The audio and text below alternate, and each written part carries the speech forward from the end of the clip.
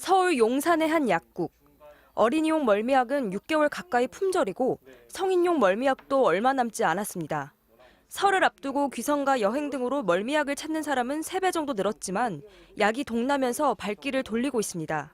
재고가 지금 다 0이죠. 위에 많이 쓰고 있는 어린이 멀미약 같은 경우에도 다 재고가 0이고요. 도매상 사이트에 약이 들어와도 1분 만에 사라지기가 일쑤. 퇴근 후에도 수시로 들여다봐야 합니다. 밤 12시나 새벽 1시쯤에도 한 번씩 들어가 볼 때도 있어요. 혹시나 밤에 딱 그 재고가 떠 있을 수도 있으니까. 다른 약국들도 상황은 마찬가지입니다.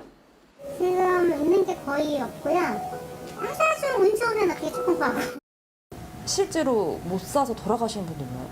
그렇죠. 그냥 왔다 없다 그러시면 다른 대체 예약으로라도 조금 드리려고는 하는데. 소비자들은 약국을 돌아다니며 발품을 팔거나 온라인에서 약을 구할 수 있는 곳이 어딘지 정보를 공유하고 있습니다.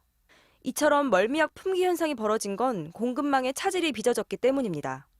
멀미약의 원료는 주로 중국이나 인도 등 해외에서 들여오는데 코로나 유행 이후 수입이 원활하지 않았고 수요가 많은 감기약 등의 생산이 집중되면서 우선순위에서 밀린 겁니다.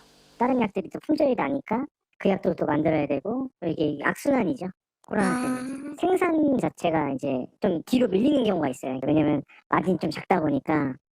원료를 확보했어도 약의 형태를 만드는 데 필요한 재료들이 없어 생산하지 못하는 경우도 있습니다. 우크라이나 전쟁의 영향도 큽니다. 알약의 모양을 만들기 위해서 넣는 옥수수 전분 같은 부영제들이 많이 들어가요. 애기들 먹는 약이 다 좀 달달하잖아요. 다 옥수수 전분 들어갑니다. 그 우크라이나가 생산량이 굉장히 많거든요. 근데 그 전쟁이 터져가지고 식약처는 멀미약의 대체약품이 있어 아직 긴급한 상황은 아니라며 상황을 지켜보겠다는 입장입니다. MBC 뉴스 정혜인입니다. 네, 정혜인 기자의 보도 보셨는데요. 몇 가지 궁금한 점들 복지교육팀 이준범 기자와 조금 더 알아보겠습니다. 자, 지금 감기약에 멀미약까지 부족한 상황인데 다른 약들은 어떻습니까? 네, 저희가 그 대한약사회에 물어봤더니 시중에 부족한 약이 70개 정도 된다고 합니다. 70개면 상당히 많은데요. 어떤 네. 것들이 있나요? 대표적인 걸 몇 가지 보면은 이 변비약으로 처방되는 마그밀이라는 약인데요. 이 부작용이 적은 것으로 알려져서 이 고령층 환자나 암 환자들이 많이 찾고 있는데 예. 부족한 상황입니다.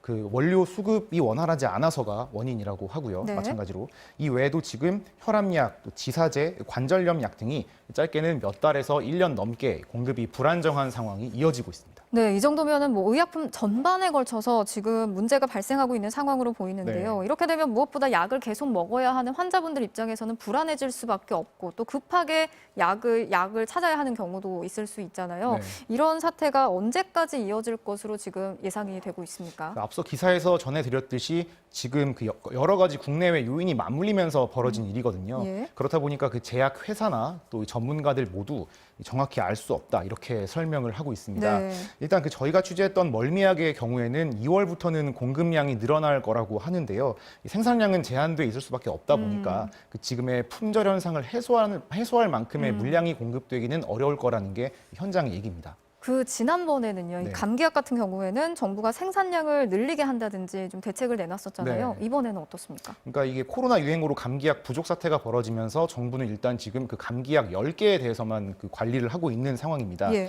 하지만 이렇게 그 부족한 약품들이 늘어나니까 나머지 약품들도 관리가 시급하다는 그런 얘기가 나오고 있는 상황인데요. 네. 지금 특히 그 품절에 대한 기준 자체가 없습니다.